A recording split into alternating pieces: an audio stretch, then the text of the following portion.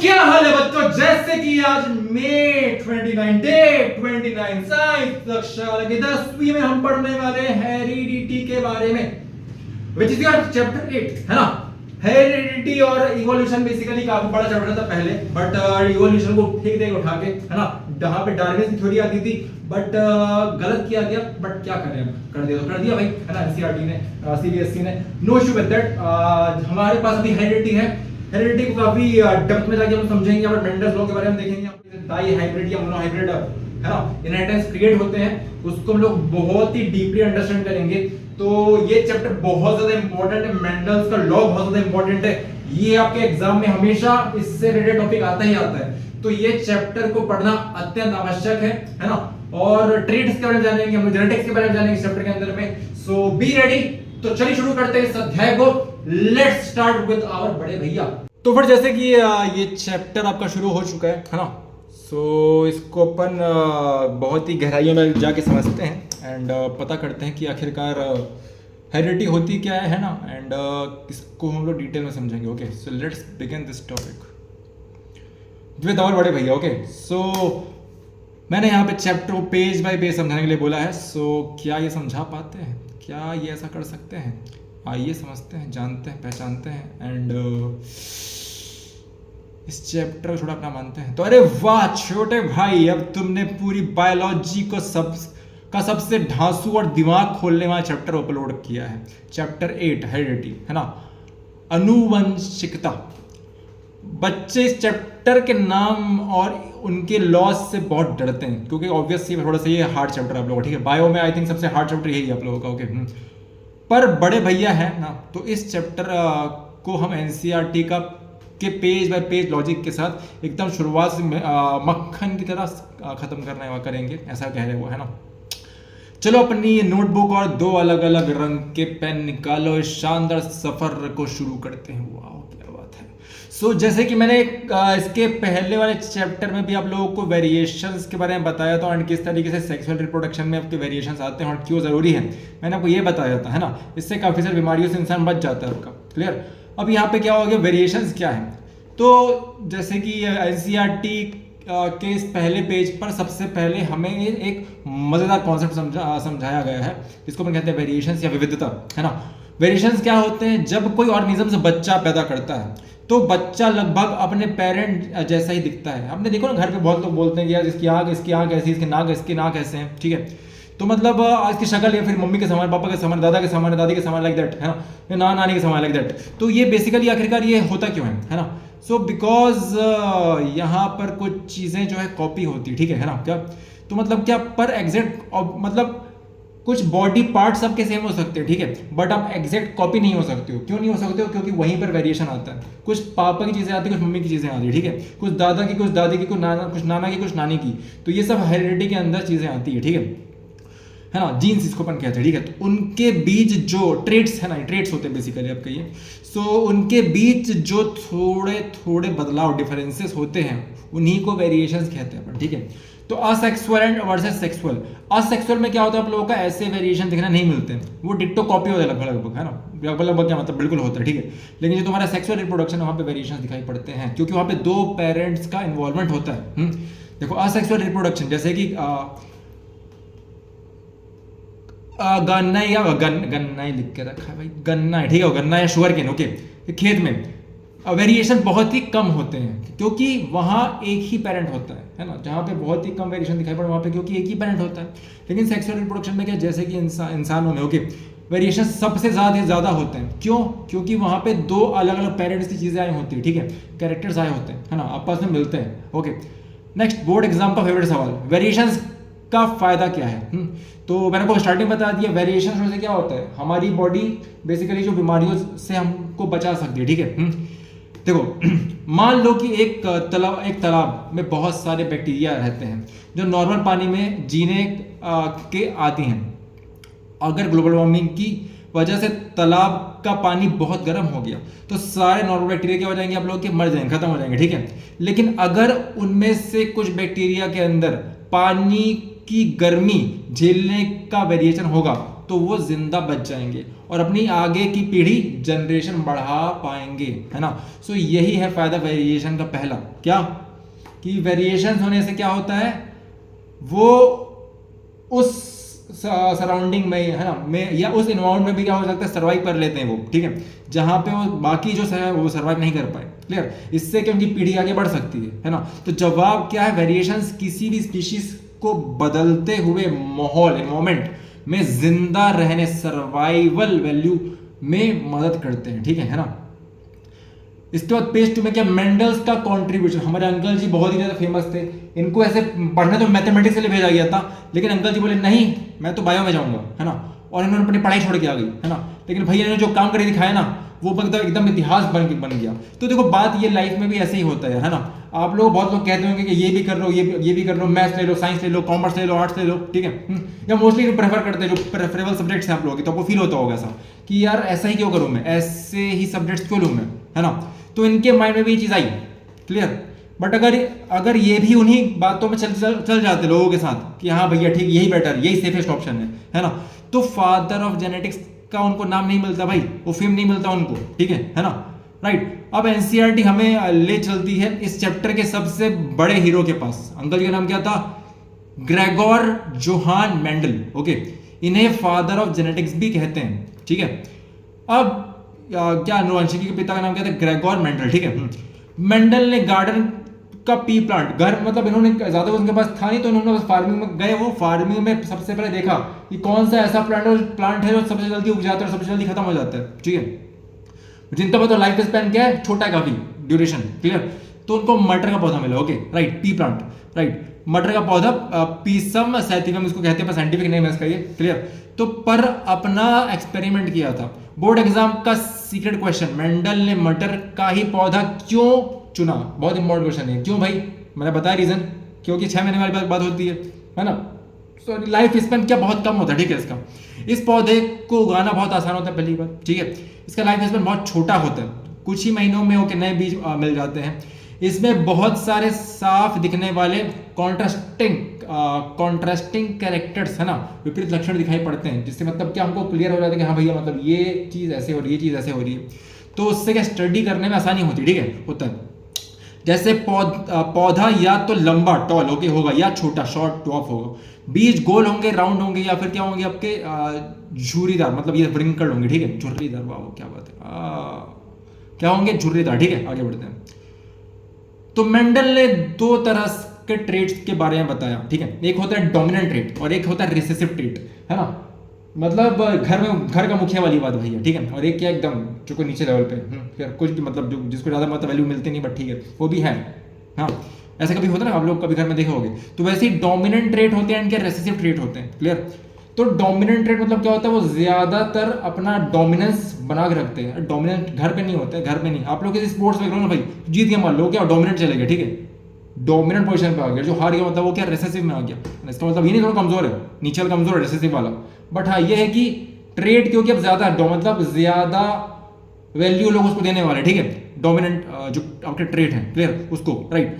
तो प्रभावी लक्षणों के जो कैरेक्टर हर हालत में अपना असर दिखाता है और पावरफुल होता है, जैसे टॉल हाइट, है ना, वो हर हालत में क्या आपको दिखाएगी अपना कि भैया हूं मैं, ठीक है। तो 4 कंडीशन में से 3 बार वही आने वाला है भैया आपका, रिसेसिव ट्रेट, है ना, वो क्या होता है, जो छुपा रहता है, और सिर्फ तभी दिखता है जब उसके साथ कोई डोमिनेंट कैरेक्टर ना हो, एकदम टी एकदम स्मॉल वाला कंडीशन, ठीक है। तो भैया का पहला सवाल, पेज 1 और 2 का टेस्ट, मान लो बोर्ड एग्जाम में तुमसे पूछा गया, अगर किसी स्पीसीज ओके में कोई बदलाव, वेरिएशन आता है, तो उस बदलाव का सबसे बड़ा फायदा क्या होता है, जल्दी बताओ क्या होता है भैया वेरिएशन आने से। ऑर्गेनिज्म हमेशा के लिए अमर, इमॉर्टल हो जाता है। ऑर्गेनिज्म को बदलते हुए इन्वायरमेंट में जिंदा रहने, सर्वाइवल में मदद मिलती है। ऑर्गेनिज्म का कलर चेंज हो जाता है, क्या होता है भैया, क्या होता है ना, सर्वाइवल के लिए मदद मिलती है, ओके।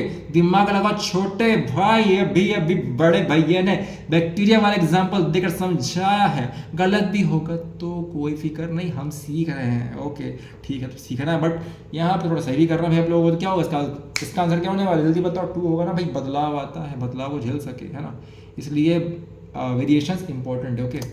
क्या हम सही हैं, क्या हम सही हैं, क्या हम सही हैं? तो yes we are right here. Okay, तो अरे वाह छोटे भाई, एकदम धुआंधार निशाना लगाया, ऑर्गेनिजम्स को बदलते हुए एनवायरमेंट में जिंदा रहने में मदद मिलती है। बिल्कुल 100% करेक्ट आंसर है।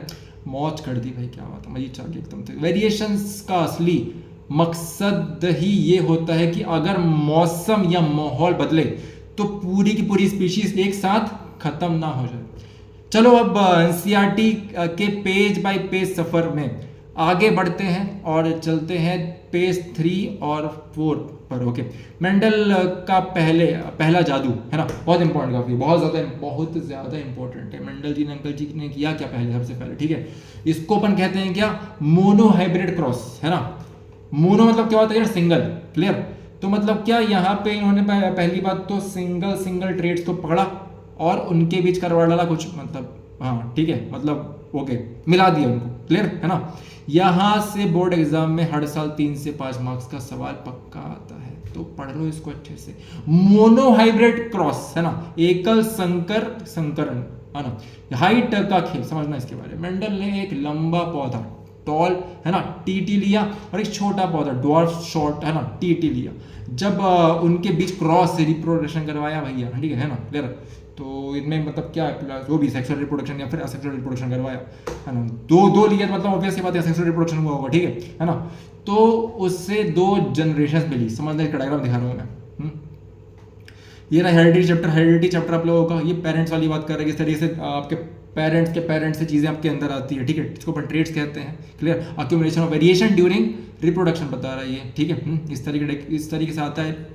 फिर आपका हेरिडिटी हो गया, इनहेरिटेड ट्रेड्स हो गए, तो कान वाली बात, ईयर ऑफ वाली बात हो गई। आपने कहा देखा होगा ना घर पे, किसी के एकदम खुले होते हैं, किसी के एकदम बंद होते हैं, ऐसा क्यों, ठीक है। तो ये कौन का हो गए, ये बेसिकली क्या, ग्रेगोर जॉन मेंडल हो गए 1822 से 1884 तक, है ना। मेंडल जो बेसिकली देखो बता रहे हैं भाई क्या, ये मोनास्ट्री से पढ़े थे, ठीक है, and went on to the और to study of science and mathematics at the university of Vienna, ठीक है। बट क्या हो गया, failure in the examinations for a teaching certificate did not suppress okay his zeal okay for scientific quest. तो भैया इनको भी दिक्कतें आई, है ना, इनको फेलियर आया, बट इन्होंने थोड़ी रोते रहे, यार नहीं मेरे साथ बहुत बुरा हो गया, फेल हो गया मैं तो, ऐसा नहीं किया भाई साहब ने।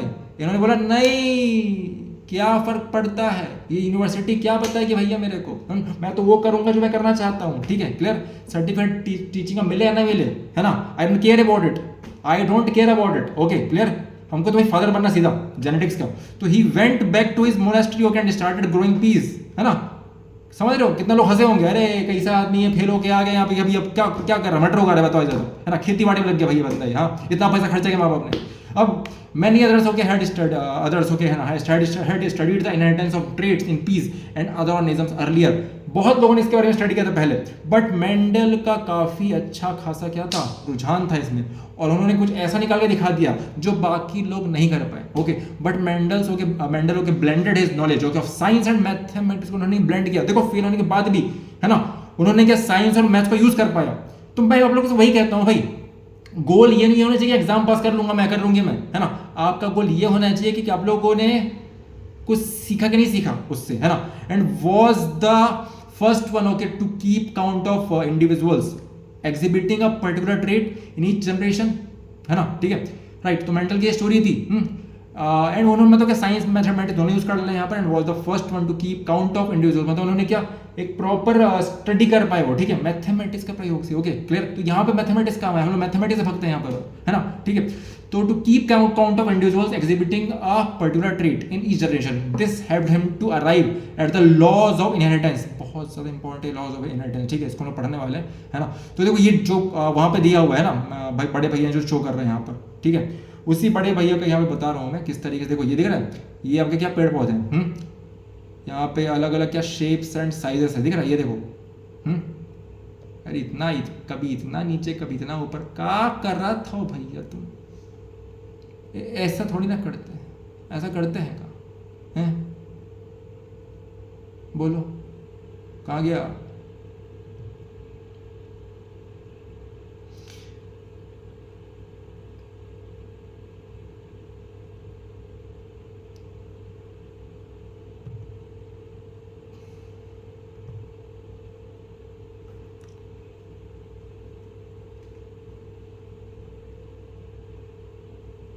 ठीक है। तो यहाँ पे क्या बेसिकली उन्होंने इस तरह तो उन्होंने क्या किया बेसिकली आप लोगों का यहाँ पर रिएक्शन करवाया, ठीक है। देखो इस तरीके से रिएक्शन मतलब क्या बेसिकली सेक्सुअल रिप्रोडक्शन करवाया इनके बीच में, है ना, टॉल एंड शॉर्ट के साथ, ठीक है, क्लियर। तो देखो ये लंबा था ये छोटा था, दोनों जब मिले तो सब लंबे हो गए भाई, वाह मिरेकल मिरेकल। ओके, तो क्या हुआ बेसिकली आप लोगों का यहाँ पर ये जो दोनों मिले, है ना, ठीक है, अल्टीमेटली क्या हो गया, मतलब सारे सारे क्या टॉल होगा भाई, है ना, सारी सारा ऑफ स्प्रिंग। और जब ये दो टॉल के बीच में करवाया गया आपका रिप्रोडक्शन, है ना, मतलब पहले क्या था क्रॉस था, सेकंड वाले में क्या हुआ उन्होंने सेल्फ का, ठीक है, पहले में क्रॉस था, दूसरे वाले में क्या हुआ सेल्फ हुआ, ठीक है। तो जब उन्होंने रिजल्ट देखा तो यहाँ पे क्या आया भाई 3:1 का रेशियो में आया, ठीक है चीज, 3 बड़े थे बाकी एक छोटा था, क्लियर। और देखो 3 जो छोटा वाला था उसमें क्या दोनों छोटे थे तभी छोटा हुआ, ठीक है। तो ये कुछ बात यहाँ बताना चाह रहे भैया जी हमारे, ठीक है। ओके, सो यहाँ पे F1 जो जनरेशन था, है ना, क्या हो गया आपका, ये मेंडल ने एक लंबा पौधा के टॉल टीटी लिया और एक छोटा पौधा ड्वार्फ शॉर्ट के टीटी स्मॉल टीटी लिया, ठीक है। जब उनके बीच क्रॉस रिप्रोडक्शन करवाया, ठीक है, तो उससे 2 जनरेशन मिली, ठीक है। पहले क्या था F1 जनरेशन थी, ठीक है, पहली पीढ़ी की, है ना, जनरेशन। मेंडल को लगा था कि बच्चे क्या होंगे, बच्चे बीच के हाइट, मतलब उनको ऑब्वियस ये लगा था, सोचा उन्होंने ये था भैया कि ये लंबा ये छोटा है, तो दोनों मिलकर तो जो एवरेज निकल के आएगा वो उस हाइट में आएंगे लोग, बट ऐसा नहीं हुआ, है ना। फर्स्ट जनरेशन में सारे के सारे टॉल निकले भाई, वाह, ठीक है, पर ऐसा नहीं हुआ। ओके, फर्स्ट जनरेशन के सारे पौधे लंबे, है ना, क्या टॉल पैदा हुए, ठीक है। दिमाग लगाओ, इनके पास लंबा होने का जीन, हाँ, कैपिटल टी, ओके, भी था, और छोटा होने का जीन स्मॉल टी भी था, ओके, पर दिखा सिर्फ लंबा, इसीलिए क्या हो गया, क्यों, इसलिए आपका जो कैपिटल टी क्या हो गया यहाँ पर आपका डोमिनेंट ट्रेट हो गया, ठीक है ना, क्लियर। तो इसलिए टॉल को डोमिनेंट और ड्वार्फ को क्या रिसेसिव कहा गया है, ठीक है। समझना इस बारे में, आगे बढ़ते हैं। फिर आपकी F2 जनरेशन आती है ना, दूसरी पीढ़ी आती है। तो जब इनके बीच हम लोगों ने सेल्फ किया, फिर जो रिजल्ट निकल के आए थे उन्होंने सेल्फ किया, है ना। तो यहाँ पे थोड़ी स्टोरी थोड़ी डिफरेंट हो गई, कैसे। अब मेंडल ने F1 वाले 2 पौधों capital T small T into capital T small T, okay, को आपस में क्रॉस करवाए सेल्फ के साथ। तो इस बार जो रिजल्ट आया, ओके, उसने सबको चौंका दिया, ओ माय गॉड ये छोटू कहाँ से आ गया, ठीक है। ये इस बार ओके छोटे पौधे के द्वार फिर से वापस आ गए, ओके। रेशियो क्या मिला, सबसे इंपॉर्टेंट, इसको बोलते हैं क्या, फेनोटाइपिक रेशियो। क्या बोलते हैं इसको अपन, phenotypic ratio, which is what 3:1, है ना। एक क्या होता है आपका 3:1 होता है फेनोटाइपिक होता है, और एक क्या होता है आप लोगों का जेनोटाइपिक होता है, ठीक है। क्या यहाँ दिया हुआ है, देखो दिख रहा है, देखो दिख रहा है 1:2:1 दिखा है, ये देखो लिखा है ना, क्लियर। तो इस तरीके के रेशियोज आपके निकल के, एंड सेम उन्होंने एक्सपेरिमेंट पत्तियों के साथ भी करवाया, उनको तो फ्लावर के साथ भी करवाया उन्होंने, ठीक है। तो उनको कुछ ऐसे ही रिजल्ट उनको दिखाई पड़े, ठीक है ना। अब समझते हैं, ठीक है। तो बहुत इंपॉर्टेंट एग्जाम पक्का ऐसे क्वेश्चन आता है, ठीक है। तो क्या फेनोटाइपिक रेशियो क्या आ गया आप लोगों को, बाहर से देखने पर 3 पौधे लंबा और 1 पौधा छोटा, 3:1, ठीक है।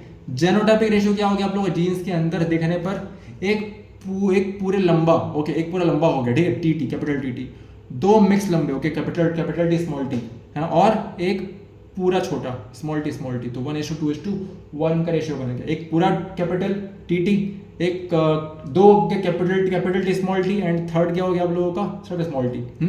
तो ये क्या फेनोटाइपिक रेशियो एंड जेनोटाइपिक रेशियो है, जो काफी इंपॉर्टेंट एग्जाम पूछता है, तो फिर इसको आप लोग अच्छे से करेंगे। आगे बढ़ते हैं, डायहाइब्रिड क्रॉस, ओके, द्विसंकर, ओके, संकरण के 2 कैरेक्टर्स एक साथ। तो देखो अभी तक हम लोग क्या स्टडी कर रहे थे भाई, हम लोग एक ही कैरेक्टर की बात कर रहे थे, कभी हम लोग एक पौधा ले रहे थे आप लोगों का, है ना, या फिर एक ऐसा ये, है ना, क्या ले रहे थे हम लोग फ्लावर ले रहे थे मोनोहाइब्रिड में, ठीक है, या 2 पौधे ले रहे थे अपन, या फिर क्या कर रहे थे हम लोग, मतलब उनके एक कैरेक्टर को यूज कर रहे थे, मतलब यूटिलाइज कर रहे थे, अंडरस्टैंड कर रहे थे अपन हाइट वजह से वहाँ पे। फ्लावर में कलर्स को लोग यहाँ पे देखिए, है ना। But right now moving towards what, dihybrid, है ना। तो यहाँ पे मैं क्या 2 कैरेक्टरिस्टिक्स को स्टडी करने वाला हूँ। यहाँ पे देखो मैंने क्या लिया, मैंने एक क्या राउंड लिया, है ना, मैंने यहाँ पर एक राउंड मटर का दाना लिया, ठीक है, पी, है ना, ठीक है, पी सीड लिया, और एक क्या मैंने यहाँ पर राउंड लिया, है ना, ये भी राउंड लिया मैंने, बट यहाँ पे डिफरेंस क्या हो गया, ये आपका राउंड था, क्या था, ग्रीन एंड राउंड, और ये क्या था, व्रिंकल्ड एंड येलो है, ठीक है। ये क्या, ये गोल नहीं है, ठीक है, ये व्रिंकल्ड और क्या है, येलो है ना। अब इनके बीच जब मैं क्रॉस करवाता हूँ तो क्या निकल के आता है, इसको हम स्टडी करते हैं। यहाँ पर देख रहा है, ये तो आपको टेबल देकर रखा हुआ है, बहुत ही ज़्यादा काम का है, बहुत ही ज़्यादा काम का ये, ठीक है। इसको अच्छे से आप लोग समझेंगे। Okay, it's quite important. आगे बढ़ते हैं। सो अब मेंडल ने गेम को थोड़ा टफ किया भाई, है ना।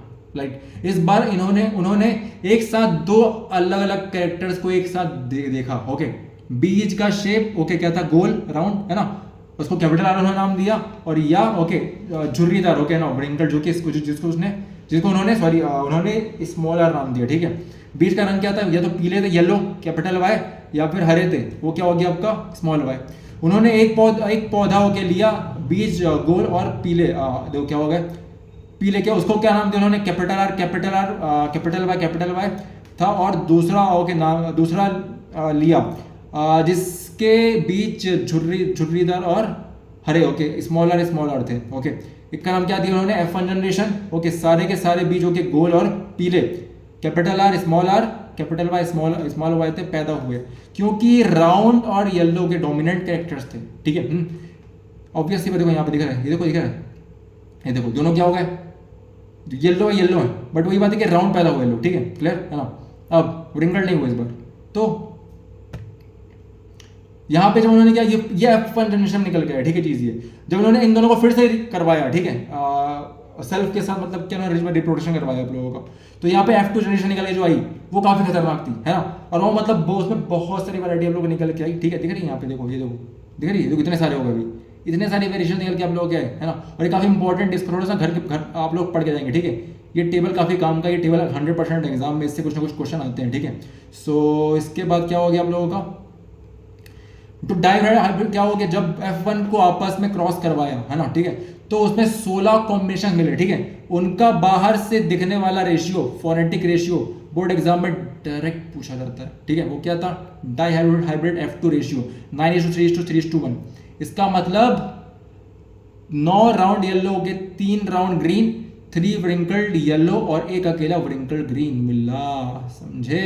तो ये काफी इंपॉर्टेंट है भाई। ओके, तो पेज 3 और 4 का मेगा चैलेंज टेस्ट। ओके, सो कह रहे भाई साहब कि छोटे भाई तुमने, ठीक है, मोनो हाइब्रिड क्रॉस हो गए 3:1 और डाई हाइब्रिड क्रॉस हो गए 9:3:3:1। दोनों के रेशियोज और कॉन्सेप्ट एकदम ढांसू तरीके से समझ लिया है। ओके, चलो बड़े भैया को इस स्टैंडर्ड बोर्ड एग्जाम MCQ का सही जवाब दो। सवाल ओके, मेंडल के mono hybrid cross okay height वाले एक्सपेरिमेंट में F2 जनरेशन में बाहर ओके से देखने पर फेनोटाइपिक ओके लंबा और छोटा पौधों का क्या रेशियो मिला था, जल्दी बताओ। मोनो हाइब्रिड की बात कर रहा है, ठीक है, क्या रेशियो मिला था यार, किसकी, फेनोटाइपिक की बात कर रहा है ना, ये जीनोटाइपिक की बात नहीं कर रहा है। तो क्या था 3:1, इसका आंसर क्या होगा 3 होगा। ठीक है, कंफ्यूज नहीं होना है, ध्यान देंगे इसको। फेनोटाइप मतलब क्या, जो बाहर से दिखाई पड़ रहा है उसकी बात हो रही है। ठीक है, और जीनोटाइपिक मतलब जो जीन की तरफ से आ रहे हैं। ओके, क्या बात है छोटे भाई, एकदम धुआंधार और एक्यूरेट जवाब 3:3 ओके 3:1 बिल्कुल 100% करेक्ट आंसर है। मौज करे तुमने तो। ओके, ठीक है, इसका मतलब तुमने मोनोहाइब्रिड क्रॉस का फेनोटाइपिक रेशियो एकदम पक्का याद कर लिया है। फेनोटाइपिक रेशियो बाहर से देखने पर क्या होता है 3:1 होता है, 3 लंबे और एक छोटा। जीनोटाइपिक रेशियो मतलब क्या, अंदर की बात है। ठीक है, ओके, जीन्स के अंदर ओके देखने पर okay 1:2:1, 1 pure tall, 2 mix tall okay 1 pure dwarf. Okay, चलो हम NCERT के पेज बाय पेज सफर में आगे बढ़ते हैं और चलते हैं पेज 5 पर। ओके, ट्रेड्स एक्सप्रेस कैसे होते हैं या सब काम कैसे करते हैं, तो चलिए इसको मैं अभी नहीं पढ़ाऊंगा, नेक्स्ट क्लास में पढ़ाऊंगा, है ना। सो वेट करिए, है ना, काफी इंटरेस्टिंग टॉपिक ये भी आप लोगों का। ठीक है, मिलते हैं आपसे। सो आई होप ये चैप्टर आप लोगों को पूरे तरीके से क्लियर हुआ होगा मेरे द्वारा, मेरे बड़े भैया के द्वारा। सो अगर कोई भी आपको डाउट लगे तो फिर डेफिनेटली मुझसे पूछें, एंड बिल्कुल आपके लिए मैं इस चैप्टर का जो भी सॉल्यूशन है वो प्रोवाइड करूंगा मैं। बट हाँ, बशर्ते ये कि आप लोगों को कमेंट सेक्शन में डाउट पूछना पड़ेगा ना भाई, डाउट नहीं पूछते यार आप लोग। चलो मिलते हैं, बाय।